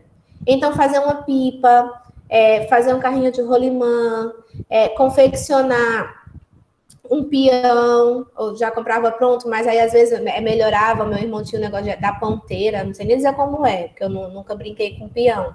Mas eu sei que comprava e dava uma melhorada, uma descascada, uma polida, enfim.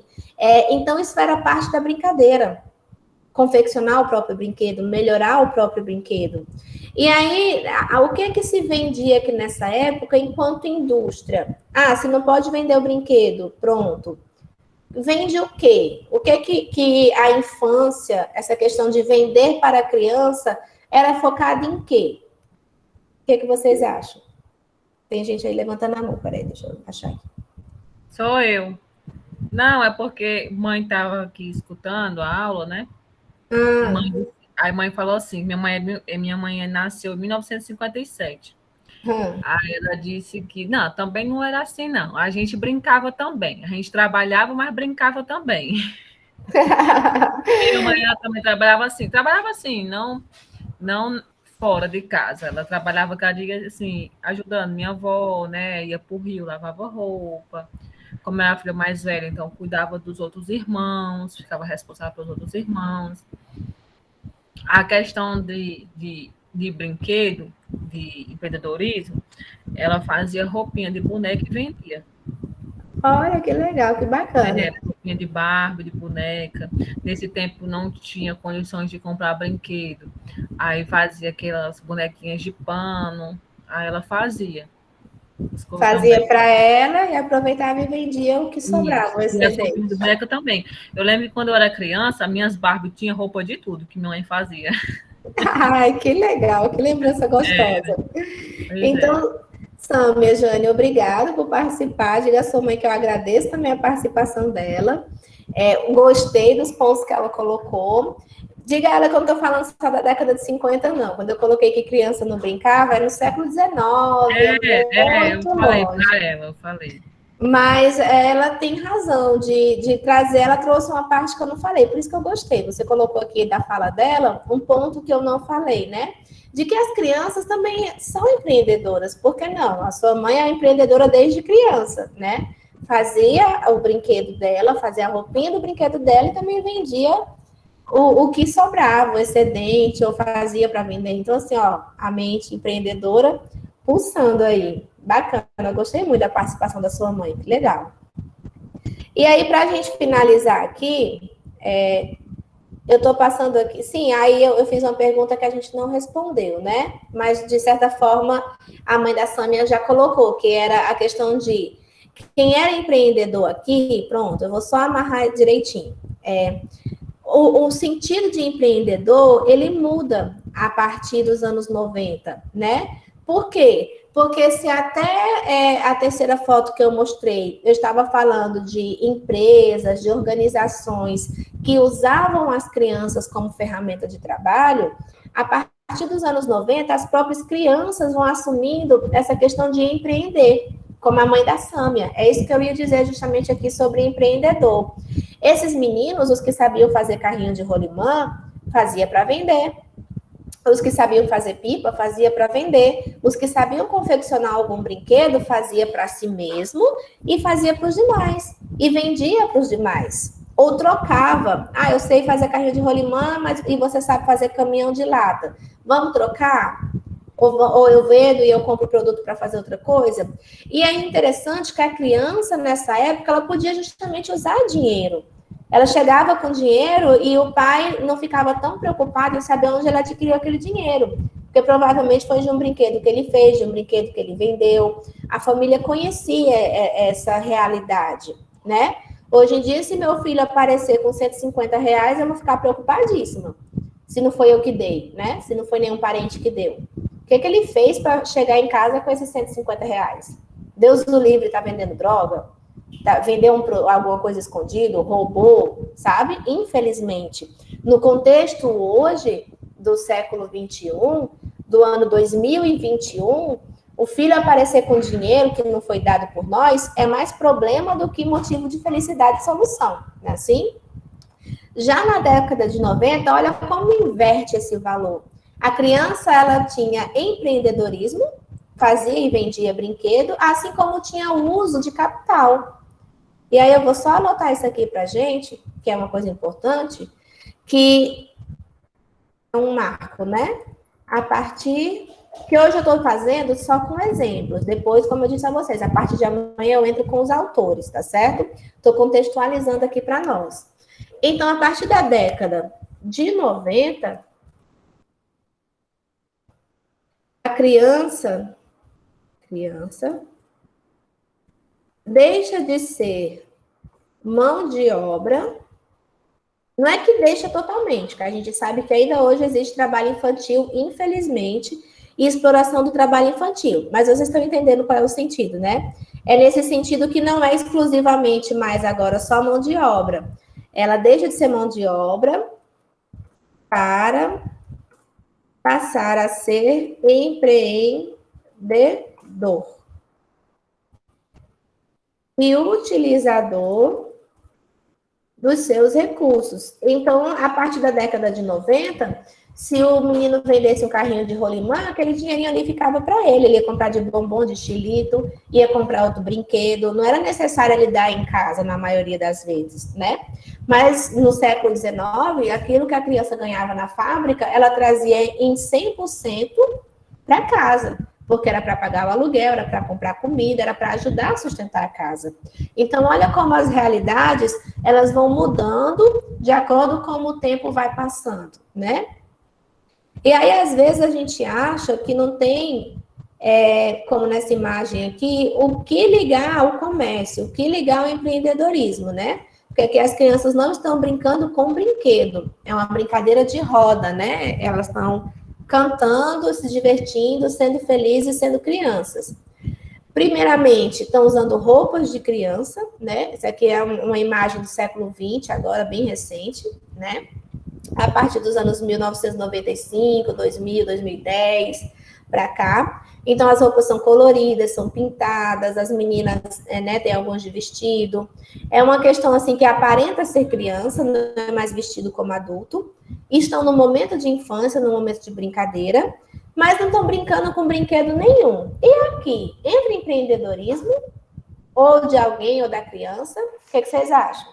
Entra sim, por causa da roupa, os pais tiveram que comprar de uma pessoa que vendia roupa.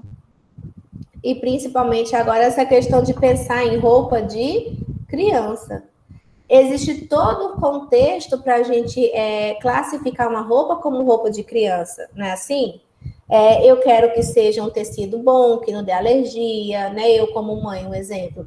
Que seja confortável, eu não vou comprar qualquer sapato para o meu filho. A primeira coisa que eu olho, que eu pego é na palmilha, é dentro do sapato, eu aperto, para ver se é macio, se é confortável, né? Para evitar que ele desenvolva uma pisada errada, depois tenha problema de coluna. Então, assim, há toda uma preocupação com as roupas de criança, com os calçados de criança, que não existiam. E como a colega bem colocou, isso gera toda uma rede empreendedora para produtos infantis, inclusive produtos para cabelo, fivelas, laços, enfeites, adornos, que não se pensava até anos atrás. E aí eu fecho com uma crítica à apresentação das imagens, que é assim, né? Eu coloquei aqui como as crianças se vestiam e como elas se vestem. Tudo bem que a gente pode dizer assim, mas essa menininha tá tão feinha, essa que tá de sainha e de blusinha, acho que esverdeada, né? Meia colorida, sapato preto, um casaco, tá? A bichinha tá toda esmigalhada. Mas ela é criança. Ela estava vestida com roupa de criança para a época. Olha como as crianças se vestem hoje, né? Tá linda? Tá. Não vou dizer que essa menininha tá feia. Mas a roupa dela é roupa de criança? Não. Não, assim, mas mas não é. Não, acho que não é. Acho Pois que é é. uma imitação de uma roupa adulta mesmo. Exatamente. Eu não acho bonito. Na minha opinião, eu não acho bonito. Eu acho que criança tem que ser criança. Eu concordo com você em gênero, número e grau, mas sem ser preconceituosa com quem acha bonito. Como eu disse, achar bonito, eu até acho. Eu não vou dizer que essa menininha tá feia ou mal vestida. O problema é que existem problemas por trás de uma criança se vestir assim. Principalmente qual? Eu tô roubando a infância dessa criança já na roupa. Assim? eu estou vestindo ela como um adulto. Então, a tendência é que ela imagine que ela já é uma criança grande, que nem disse o meu filho. E é porque ele veste roupa de criança. Tem 3 anos e meio, olha para mim e diz, mamãe, eu não vou mais beber leitinho na mamadeira porque eu já sou criança grande. Não sei de onde ele tirou isso. Mas olha a pessoa, né? Como é que vem. Professora. Oi. É por isso que hoje as crianças, elas não têm mais aquela coisa de brincar, né? As crianças, elas já crescem com o pensamento em ser adulto. Isso. Perde totalmente a infância. Exatamente, pensamentos e ações de adulto. Aqui em casa, eu enfrento uma batalha diária para que o meu filho vá brincar no quintal, para que ele vá brincar com os brinquedos dele. Porque ele quer ficar na televisão, ele quer, se eu deixar, usar o celular, ele quer estar nas telas, ou da televisão, ou do celular, ou do tablet, e eu fico sempre contornando a situação para levar ele a ser criança, a brincar. Mas eu percebo que não só ele, mas é da geração dele, que há uma dificuldade, inclusive, de inventar brincadeira. Uma coisa que era tão simples para mim na minha época, a gente pegava um sabugo, que nem diz minha mãe, e fazia daquele sabugo uma boneca. A gente imaginava as coisas, né? Eu imaginava ilhas, oceanos, 1000 cenários dentro do meu quintal. O meu filho tem um quintal grande, muito maior do que o que eu tinha, porque eu fui criada dentro de um cubículo com um corredor, que tem brinquedos, mas não sabe brincar. Inclusive, meus canais, minhas redes sociais, eu trabalho muito isso, porque eu sou psicopedagoga, e aí eu trabalho muito essa questão do brincar, né? Tanto que eu coloquei esse ícone para vocês do brincar. Porque, gente, as crianças estão perdendo a capacidade de brincar. E mais, elas estão perdendo a capacidade de imaginar brincadeiras, algo que era tão natural para a criança, né? Justamente pelo tempo que a gente vive. E aí a pergunta para vocês olha que o menininho, né, tá com a roupinha grande, mas é uma roupinha coloridinha, de criança, né, da época. Olha a criança de hoje em dia, o menino aqui, totalmente adultizado, inclusive até de terno, né? Mas, no século XIX, as crianças eram vestidas como adultos, porque não sabiam o que era infância, né? Não existia estudo sobre infância. Hoje em dia, a gente tem pedagogia, psicopedagogia, neuropsicopedagogia, estudos e mais estudos, livros e mais livros, todo mundo sabe o que é infância, estudos e mais estudos. E por que nós estamos voltando a adultizar nossas crianças? É para trabalhar? Hoje a gente tem a necessidade de colocar os filhos para trabalhar, como antigamente? Precisam ser adultos cedo, porque precisam colaborar com dinheiro em casa? Na maioria da realidade, não, né? Uma criança que se veste assim, não é uma criança que precisa trabalhar, né? Que essas roupas são caríssimas. Professora, posso falar? Pode, fica à vontade. E bem que estão usando muito as crianças nessas coisas assim, para ganhar dinheiro, né? De rede social. Criança milionária já. Exatamente, canais e mais canais, fotos e mais fotos, nada contra, gente, assim, a gente também não pode ser radicalista, né, não me entendam mal, se o seu filho faz fotos para uma revista, se o seu filho, mas tudo dentro do limite do que a criança suporta e dentro do limite de respeitar a infância da criança, né, mas, não posso fechar completamente não, gente, desculpa, tem uma última imagem ainda que eu quero mostrar, garanto que é a última, para a gente encerrar aqui o nosso diálogo. Mas quando eu faço da criança um adulto hoje, eu roubo a infância dela conscientemente. Porque hoje a gente sabe que criança tem que ter a infância dela. Precisa brincar. E aí, quando eu visto uma criança assim como adulto, infelizmente eu preciso ser dura no que eu vou falar, mas é verdade, eu enquanto especialista, eu estou chamando a atenção de quem aqui com essa menininha vestida desse jeito? Principalmente do pedófilo, que já tem a mania de erotizar a criança. Imagina a criança, então, parecendo uma mocinha. Aí ele justifica. Mas é uma criança, mas já está se vestindo como adulto. Já é quase um adolescente. Já é uma mocinha. Ele vai, na mente perversa e doentia dele, querer justificar as ações. E eu estou colaborando para isso, infelizmente. Né? E aí, aqui a última. Talvez essa seja a chave de todos os outros problemas. que não é uma questão de acusar. Ah, quem nunca deu um celular para o filho que atire a primeira pedra. Eu não posso, porque o meu filho usa o meu celular, usa o celular do pai dele. Ele ainda não tem tablet, mas ele já pegou no nosso celular sim. Se eu disser que não, eu estou mentindo. Mas, primeiro, eu me arrependi de ter dado o celular para o meu filho? Não. Por quê? Porque toda criança da geração dele já tem contato com celular, com tablet, com tecnologia, e eu não posso privar ele disso, porque é uma coisa natural para a geração dele. Porém, ele faz o que quer, usa na hora que quer. Não, jamais. Uma vez e outra, depois da janta, não é todo dia, não é sempre, não é toda hora, que o pai dele gosta muito de joguinho, infelizmente, às vezes isso atrapalha, que o pai dele tá jogando um joguinho e eu tô lá perto, o pai dele também tá jogando o jogo, e ele pede para brincar. E ele tem acesso o quê? Só ao jogo que é da idade dele ali, que o pai dele abre para ele, ele brinca um pouquinho, pronto, na supervisão do pai. É certo? Não. O certo, segundo qualquer psicopedagogo ou pedagogo, vocês sabem bem, é não dar tela para a criança, né? Até os 7 anos faz extremamente mal, inclusive para a visão, porque a tendência é eles ficarem assim, bem próxima do rosto. Mas eu não consegui deixar de dar. Porém, eu tento colocar horário, eu tento colocar freio no que vê, eu tento administrar, né? E diminuir. Inclusive, até a televisão, ultimamente, eu tenho diminuído aqui em casa. Porque eu vejo que ele está perdendo tempo assistindo desenho, um tempo de brincar. Ele tem preguiça de brincar. Olha aí, uma criança de 3 anos e meio tem preguiça de brincar. Prefere ficar no sofá assistindo se eu deixar. Aí tem um determinado horário, eu desligo a televisão e empurro ele para o quintal. Invento lá uma brincadeira, alguma coisa, e coloco ele para brincar um pouco. Porque eu acho isso saudável. Mas, o que acontece? Infelizmente, a realidade de muitos é não ter tempo para estar em casa, não ter tempo para estar com os filhos, ou estar num lugar fora, o filho está dando trabalho. O que é o recurso? Entrega o celular, né? Assim, entrega a tela, né? Porque aquele ali vai interter a criança, ela vai ficar ali sentadinha quieta. Não estamos julgando, né? Aqui a gente não está jogando pedra em quem dá, nem em quem deixa de dar. A discussão não é essa. A discussão é, talvez a gente esteja vestindo as nossas crianças como adultos, porque a gente não está mais aceitando que elas sejam crianças. A gente quer justamente que elas sejam adultos. Um dia desse eu parei, que eu gosto de falar de mim, não gosto de falar de ninguém, eu gosto de falar de mim mesma, né? Eu parei para refletir justamente a minha ação.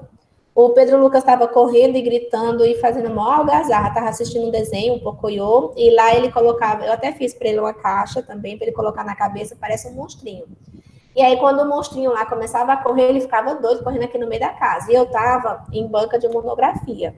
E aí eu desliguei aqui a imagem, falei, é só meu filho, mamãe está trabalhando, por favor, vá se sentar. Aí depois eu fiquei refletindo, eu falei, quantas vezes eu não sou intolerante ao barulho dele, à bagunça dele, à gritaria dele, ao monte de brinquedos jogados no meio da casa? Infelizmente, isso é ser criança. Ou felizmente, isso é ser criança. Criança corre, criança grita, criança faz bagunça, né? Criança suja, criança apronta. E a gente hoje está muito naquela questão de se comporte, se cale, se sente, faça silêncio, né? E quando é que a criança está sentada, calada, fazendo silêncio? Quando está com celular, quando está com tablet, quando está assistindo televisão. E aí, esse nosso comportamento de querer que a criança seja adulto, porque adulto é que sabe o horário de ficar calado, o horário de estar sentado, né? De ficar um bom tempo em silêncio, sem ter necessidade de conversar nada. Isso são ações de adulto, não são ações de criança. Então, eu me coloco também, nós, pais do século XXI, estamos cada vez mais querendo pular a infância das nossas crianças, porque a gente tem trabalho, né, como eu estava assistindo banca de monografia em casa, embora no meu escritório, a zoada do meu filho estava atrapalhando. Mas a casa também é dele, né? E não queremos que os filhos da gente sejam criança. A gente quer pular a etapa, queimar etapas, né? E aí, o quão isso está sendo prejudicial ou não para os nossos filhos, a gente paga a conta depois, não é assim? Gente, para finalizar, eu queria ouvir de vocês, assim, se concordam, se discordam, Se alguém aqui tem filho, se passa pela mesma experiência que eu, se percebe que as crianças têm dificuldade de brincar ou não. Queria muito ouvir um pouco vocês, até para me ajudar, porque eu sou mãe de primeira viagem. Por mais estudo que eu tenho, por mais que eu seja doutora, eu sou mãe pela primeira vez. E não tem curso preparatório para ser mãe. Principalmente nessa questão da infância, primeiro. Alguém quer participar, quer conversar alguma coisa? Concordou, não concordou? Fiquem à vontade. Eu tenho 2 filhos, um adolescente já de 15 anos e o outro de 8. Fica a maior parte do tempo realmente assistindo. O mais velho, quando não está assistindo aula, é no celular o tempo todo. Eu já não consigo mais controlar. E o pequeno, eu tento tirar uma hora, mando ele desliga aí, só vai ligar tal hora, vai brincar. Aí ele fica brincando e de 5 em 5 minutos olhando a hora no micro-ondas para saber se já está na hora de ligar de novo. É complicado. É desse aí eu jeito. estou sempre ocupada, sempre fazendo alguma coisa. Aí vai, menino, vai assistir. Me deixa. Pois é, mas é como eu estava dizendo, Ana Lúcia, primeiro, não se sinta culpada. Você não é a primeira mãe que admite que os filhos usam celular. Eu já comecei dizendo que o meu usa com 3 anos e meio. E nem vai ser a última. A gente sabe que, de certa forma, está errado. Mas, é como eu disse, gente, infelizmente, isso já está tão arraigado às nossas crianças, já está tão arraigada a cultura do século XXI, que privar é colocar o seu filho, assim, como um monstrinho dentro de uma caixa e jogar a chave fora. Porque quando ele começar a escolinha, ele vai começar a ser bizarreado porque não tem rede social ou não usa, né? Então, assim, não podem ficar bem à vontade, que ninguém está julgando ninguém. A gente sabe o certo e o errado. A gente só vai falar um pouco sobre a dificuldade de manter o certo. Porque eu compartilho dessa sua dificuldade, Ana Lúcia. O menino passa o dia todinho. Mamãe, eu coloquei ele para brincar hoje de tarde de bicicleta. Aí ele ficou, mamãe, já posso usar o celular? Mamãe, me dá o celular do papai, por favor, por favorzinho. E aí, né? Então, não é para ninguém se sentir culpado aqui, é só para a gente partilhar a experiência enquanto profissionais e conversando o que é que a gente pode fazer. Diga lá, Sâmia, fica à vontade. Não, o que eu ia acrescentar aqui é na questão de, nessa pandemia, foi aumentar, né, mais ainda essa necessidade de usar a tecnologia, porque estavam assistindo às aulas online, então precisavam de um celular, de um notebook, enfim, de uma ferramenta para poder assistir às aulas, né? Então, assim, fez por onde a criança se aproximar mais ainda do aparelho. E também se isolar das outras crianças para poder brincar. Como é que vai brincar sozinha? Às vezes tem criança que não se anima mesmo, realmente, de brincar sozinha. E o adulto, ele não tem muito tempo para estar ali com a criança. A tendência é essa mesmo, infelizmente. O adulto não ter tempo, as pessoas não ter tempo, a criança ficar mais ainda isolada, né? Aí vê essa doença, essa situação, aí fez por onde a criança se isolar mais ainda. Brincar, de se enturmar com outras crianças, né? Enfim, é isso. E outra coisa que eu ia falar, sobre a questão da criança vestir como um adulto, né? Que as mães fazem questão de colocar, de fazer isso. É mais, eu acho, não é necessidade tanto da questão do dinheiro, é mais para exibir a criança mesmo. É mais para exibir, para poder conseguir, sei lá, mais seguidores, o negócio agora é seguidores, né? Infelizmente. No YouTube, né? Meu sobrinho disse que quer, quando for adulto, quer ser youtuber. Olha isso. A profissão do momento. Que vai ter youtuber. Aí é complicado. Vai ter muito aí trabalho aí para os psicólogos, psicopedagogos aí, viu? Certeza, viu, gente? Quer ser youtuber? Eu tenho um sobrinho de 8 anos, a mãe dele está desesperada porque ele quer ser jogador de Free Fire, profissional. Um consegue, ou alguns poucos conseguem sucesso nesses ramos, e os demais acham que a vida é essa, né? Realmente, gente, olha, ser mãe, ser pedagogo, ser psicólogo, Professora, está cada vez mais difícil. Oi, Ana Lúcia. agora não é mais nem ser youtuber, porque o YouTube até ainda produz um conteúdo. Agora é ser TikTok, que é só rebolar a bunda e tem Ah, é mesmo, tem isso. gente ficando milionário TikTok, só rebolando ganhando a dinheiro, bunda. é verdade. TikTok aí dando R$ 50, R$ 100 pro povo aí. É. É mais fácil do que você ir pra rua trabalhar mesmo. Exatamente, gente. Se E você for pensar mesmo, se for analisar, né? E também tem a onda agora, a onda não vou nem dizer onda, que essa não é a palavra, mas eu já vi muitos jovens abaixo dos 20 anos dizer que faculdade não dá dinheiro, que estudar não dá dinheiro. Não sei se você já ouviu falar, mas porque você ganha muito mais dinheiro estando sentado em casa, no computador, criando algo, não sei o quê, fulano, agora é milionário porque criou isso, isso e aquilo. Não está dando mais valor ao estudo. Quer só terminar o ensino médio e pronto. E olhe lá, tem uns que não querem nem fazer isso. olhe lá, às vezes termina o ensino médio porque o pai está ali empurrando e a mãe obrigando, levando aos trancos e barrancos.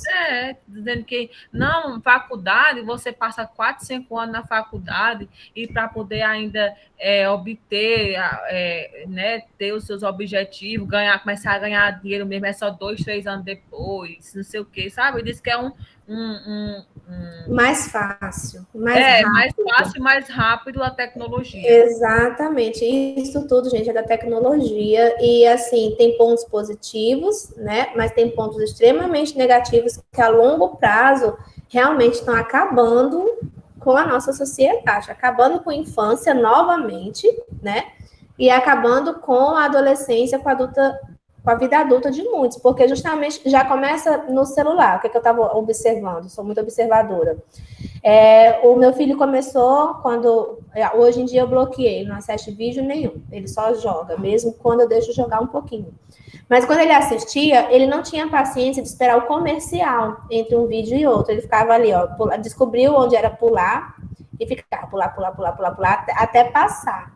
Então, da mesma forma que ele, com menos de 4 anos, não tem a paciência de assistir um comercial para começar o próximo vídeo, e quer... Por que tem a televisão e tem o celular, mas ele prefere assistir no celular do que na televisão? Porque na televisão, se for num canal, tem que esperar o desenho passar na hora que o desenho vai passar na programação. Quando eu dou o celular, ele vai lá e escolhe o desenho que quer, na hora que quer, o episódio que quiser. Se estiver achando chato, ele adianta. Então, a tecnologia também tem isso, né? Que é um tema dos próximos temas, mas a gente já coloca um pouquinho aqui. Esse imediatismo, eu quero, eu posso, eu consigo agora, né? Não esperar. Dessa falsa sensação de que eu não preciso esperar para nada, nem por um comercial.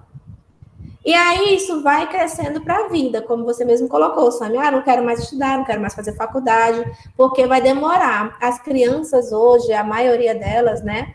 Nossos adolescentes, inclusive nós adultos, não sabemos mais esperar por nada. A gente quer aqui, agora, e quando não tem, a gente se frustra. Porque a gente vive nessa sociedade do imediatismo, né? Mas, gente, tá ótima a discussão, porém eu vou precisar encerrar a aula, tá certo? A gente se encerra 8h30, mas hoje eu preparei até 8h20, mais ou menos, porque amanhã que eu vou colocar a apostila, colocar slide. Quero saber do que a gente comentou aqui. Agradeço muito os comentários de vocês, a participação. Vou ver como é que vai ser a frequência, tá certo? Amanhã eu digo para vocês em relação à frequência, se vamos colocar nome no chat, se eu vou chamar aqui, vou ver como é que eu faço. Mas como está gravada, qualquer coisa eu pego pelo chat o nome de vocês. Mas também os outros professores, que ela pedia para a gente colocar o nome aqui, às vezes. Pronto, pois sim.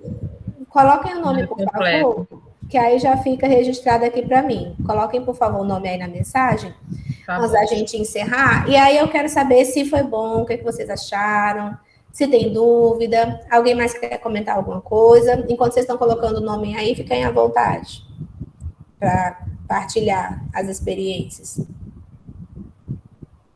Bom, de antemão, eu já digo que gostei demais, né, dessa cadeira. Acredito que a gente vai aprender muito, tanto a gente como aluno, como a senhora também como professora, né? Vai ter essa troca. E eu acredito que vai ser bem interessante.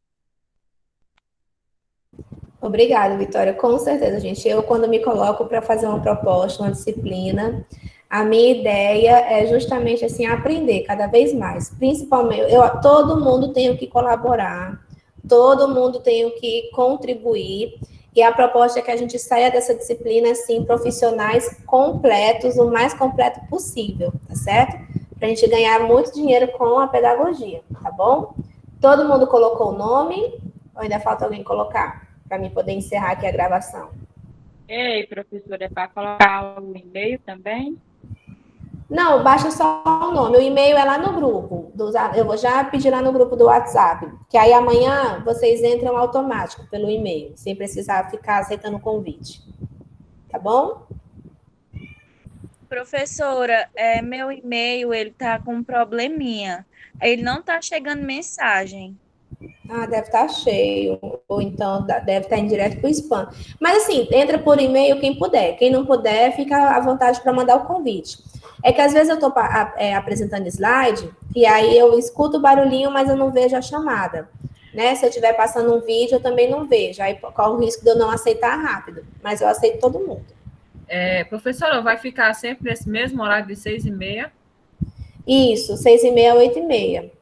Quem não puder chegar às 6h30, que eu sei que tem gente que trabalha, só puder chegar às 7, como tem a gravação dos vídeos, tudo bem, mas como o Ivo me pediu 2 horas de aula, eu não posso ir de 7 às 9. Então, a gente, infelizmente, vai ter que ir de 6h30 às 8h30, tá bom? Mas eu entendo os atrasos, não se preocupem. Todo mundo aqui está podendo participar às 6h30? Vai ter dia que eu vou me atrasar um pouquinho. Tá bom, mas não tem problema não. Quando você entrar, você pode pedir, eu dou uma revisada, você vê o que faltou, tá certo? A gente se ajusta. Pois, gente, foi um prazer. Eu espero vocês amanhã. Amanhã a gente vai estar mais estruturado enquanto material. Eu coloco lá no grupo de vocês o plano de ensino, data de provas e a apostila com o material que a gente faz essa primeira semana, tá bom? Foi um prazer. Muito boa noite e até amanhã, tá bom? Boa noite. Boa Até noite, amanhã. meus amores. Boa noite, até amanhã. Até. Vou sair aqui da